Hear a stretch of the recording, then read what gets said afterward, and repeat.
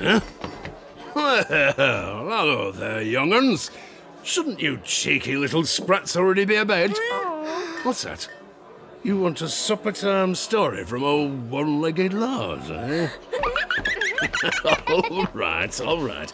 Just one afore bed. Gather round. But I don't want to hear no crying or whimpering this time. This is Bilgewater, after all, and even our bedtime tales have more than a little darkness in them. Right. Now, you've heard of the tidal trickster, the little ocean sprite they call Fizz, ain't you? You have? Good. Well, this is a story about the time old Lars met him. What's that? Must have been fun.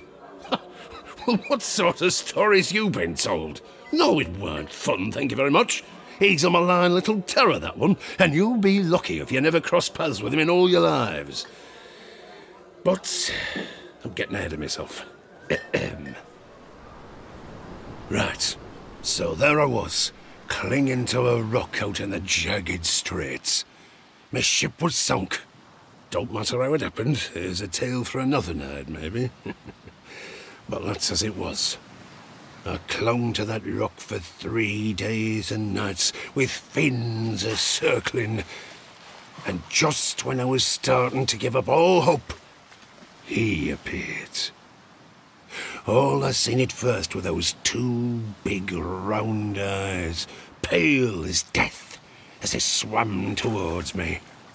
Them circling sharks took off right away, and no mistake.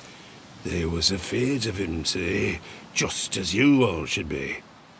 Closer, and closer, and closer he came. I don't mind admitting, I was scared. But it'd shoot off them hungry fishes, so I dove into the sea and started swimming for Bilgewater as quick as you like.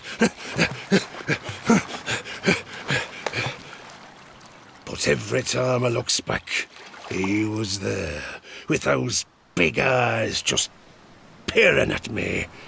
I finally get to shore and thought I'd lost him, but how wrong old Lars was. I got a room in a flea-ridden flophouse down Rattown way, but it didn't take long for me to realise I weren't alone. What first clued me in was the creeping stink of seaweed and fish in my room.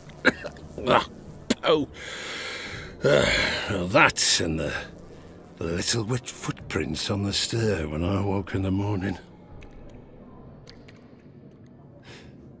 They call him the Trickster, and he certainly lived up to the name. Put seawater in me porridge when I weren't looking.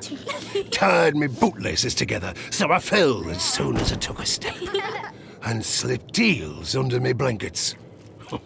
Gave me a right proper scare when they started wriggling, I'll tell you. And all the time, I hears him laughing. Still makes me skin crawl just to think of it. For a whole week, Fizz haunted me. Drove me fairly to the brink of madness. What do you want, you little monster? I screams. But on that final night, I woke. I heard his webbed feet flapping on the floor. Slap, slap, slap. Closer he came, and closer. This is it, I thought. He's come to end me once and for all, and I hid myself under the covers. Slap, slap, slap went his cold, wet feet. And then silence. I lay there, cowering for what must have been an hour afore I dared peek. Slowly I reaches out, lights the lamp. And do you know what happened next? Nothing.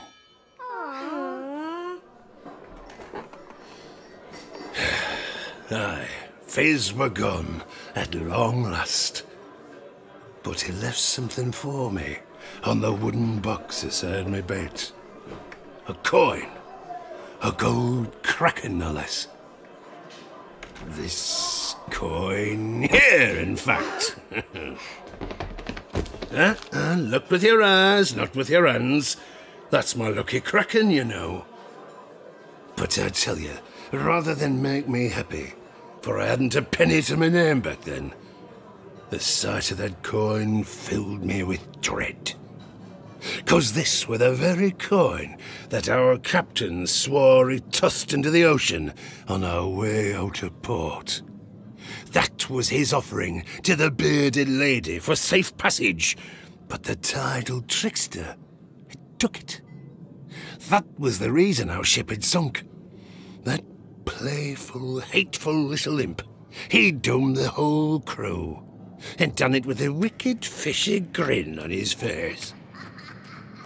So, I tell you little sprats now, pray you never encounter him, 'cause while he might seem all fun and games, let me tell you now, he ain't.